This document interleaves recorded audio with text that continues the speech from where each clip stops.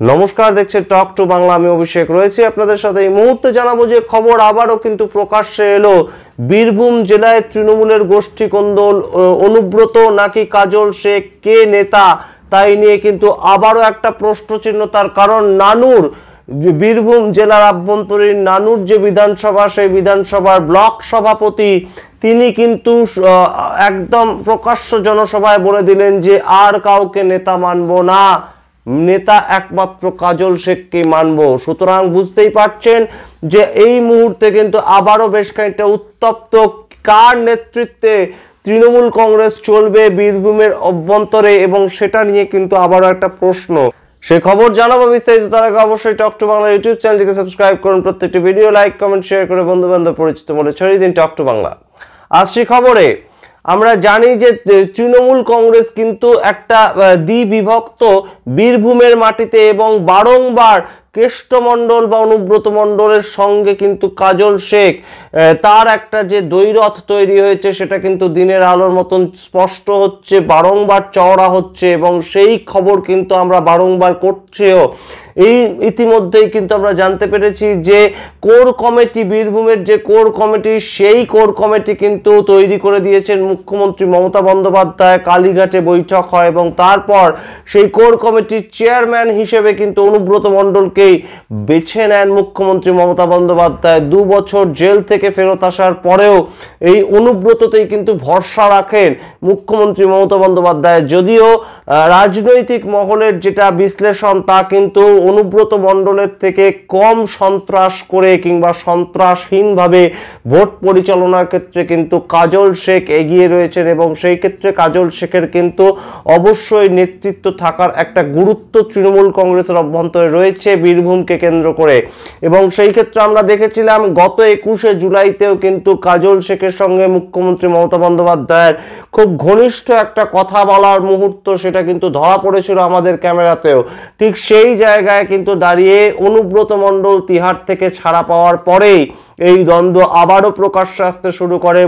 প্রথমে কিন্তু কাজল শেখ এবং অনুব্রত মণ্ডল দেখাও করছিলেন না, যদিও তারা এখন দেখা করছেন, মিটিং করছেন, পার্টির কাজকর্ম করছেন, কিন্তু তারপরেও কিন্তু নানুরে এবার যে ঘটনাটা ঘটলো, প্রকাশ্য জনসভায় নানুরের ব্লক সভাপতি সুব্রত বাবু তিনি কিন্তু সরাসরি জানিয়ে দিলেন তাদের নেতা, তাদের বীরভূম জেলা সভাধিপতি কাজল শেখ, অন্য কাউকে মানবেন না তারা নেতা হিসাবে।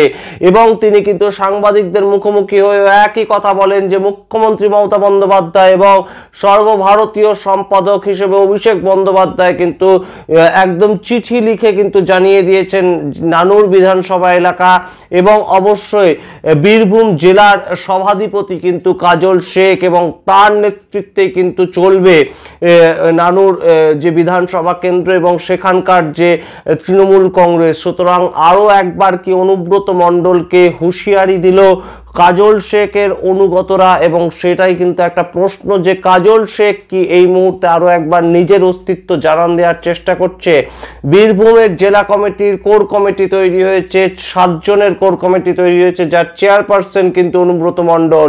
সমস্তটাই ঠিক আছে, কিন্তু চন্দ্রনাথ সিনহা, তার সঙ্গে বিকাশ রায়চৌধুরীর মতন নেতারা যখন সেই কোর কমিটির মেম্বার হিসেবে অনুব্রত মণ্ডলকে মেনে নিচ্ছেন এবং অনুব্রত মণ্ডলকে চেয়ারম্যান হিসেবে, কোর কমিটির চেয়ারম্যান হিসেবে মেনে নিচ্ছেন, তখন কি কাজল শেখ মানতে চাইছেন না? তার কারণ আপনাদের মনে থাকবে কয়েকদিন আগেই নভেম্বর মাসের 16 তারিখ যে কোর কমিটির বৈঠক হয়েছিল, সেখানে সেই কোর কমিটির বৈঠকে কিন্তু মুখোমুখি হয়েছিলেন অনুব্রত মণ্ডল এবং কাজল শেখ। কিন্তু কাজল শেখ সেই কোর কমিটির বৈঠক থেকে বেরিয়ে এসে কিন্তু সাংবাদিকদের মুখোমুখি হয়ে বলেছিলেন যে বিকাশ রায়চৌধুরী হয়তো ভুল করে সাংবাদিকদের বলে ফেলেছেন যে অনুব্রত মণ্ডল এই কোর কমিটির চেয়ারম্যান, কিন্তু তেমন কোনো চেয়ারম্যান তৈরি হয়নি, এবং এই কোর কমিটির সদস্য হতে পারেন অনুব্রত মণ্ডল, কিন্তু চেয়ারম্যান কেউ নন, এমন কথা কিন্তু বলেছিলেন কাজল শেখ। কিন্তু তারপর মুখ্যমন্ত্রীর বাড়িতে বৈঠক এবং সেখানে নির্ধারিত হয় অনুব্রত মণ্ডলই থাকছেন চেয়ারম্যান কোর কমিটির, এবং তার নেতৃত্বেই কাজ করতে হবে। তারপরে কি কাজল শেখ আবারও নিজের যে অবস্থান, নিজের যে নেতৃত্ব, নিজের যে কর্তৃত্ব, সেটা নাকি কোনোভাবে জানান দিতে চাইছেন অনুব্রত মণ্ডলকে, সেই প্রশ্নটা কিন্তু অবশ্যই এখন ঘুরে বেড়াচ্ছে বীরভূমের লাল মাটিতে। তৃণমূল কংগ্রেস কি তাহলে দ্বিধা বিভক্ত হয়ে গেল? আবারও কি 26-এর নির্বাচনের আগে তৃণমূল কংগ্রেসের দুটো গোষ্ঠী তৈরি হলো, নাকি 26-এর নির্বাচনে অনুব্রত মণ্ডল এবং কাজল শেখ একভাবে একত্রিত হয়ে তৃণমূল কংগ্রেসকে জয়ী করার জন্যই লড়াইটা করবেন? আপনাদের আরো একবার মনে করিয়ে দেব যে তৃণমূল কংগ্রেস কিন্তু দুটি সাংসদ পদই পেয়েছে গত লোকসভা নির্বাচনে, এবং বীরভূমের অভ্যন্তরে কিন্তু দুটি লোকসভা আসন জিতিয়ে এনেছিল কাজল শেখ এবং তার নেতৃত্বাধীন কোর কমিটি, কারণ তখন কিন্তু অনুব্রত মণ্ডল তিহারবন্দি অবস্থায় ছিলেন। সুতরাং এই যে সামগ্রিকভাবে বীরভূমে যে 14টি বিধানসভা আসন, সেই বিধানসভা আসনগুলির ক্ষেত্রে কি হয় পরবর্তীতে, কি কাজল শেখ কোনোভাবে সাংগঠনিক পথ ছেড়ে তিনি কি টিকিট পান, নাকি অন্য কেউ টিকিট নেন এবং কাজল শেখ এবং অনুব্রত মণ্ডলের পছন্দ মতন বিভিন্ন নেতাদের মধ্যে টিকিট বন্টন হয়, সেই সমস্ত দিকে আমরা তাকিয়ে থাকব। লাভপুর থেকে শুরু করে অন্যান্য যে নানুর বিধানসভা প্রত্যেকটি আসন কিভাবে টিকিট বন্টন হচ্ছে 26-এর নির্বাচনে, এবং তার আগে আরও কি কি ঘটছে বীরভূমকে কেন্দ্র করে, তৃণমূল কংগ্রেসকে কেন্দ্র করে, সেই সমস্ত খবর আপনাদের সামনে তুলে ধরবো আমরা। আপনারা দেখতে থাকুন টক টু বাংলা। সমস্ত ধরনের নিউজ আপডেট পাওয়ার জন্য ভুলবেন না টক টু বাংলা ইউটিউব চ্যানেলকে সাবস্ক্রাইব করতে। ধন্যবাদ।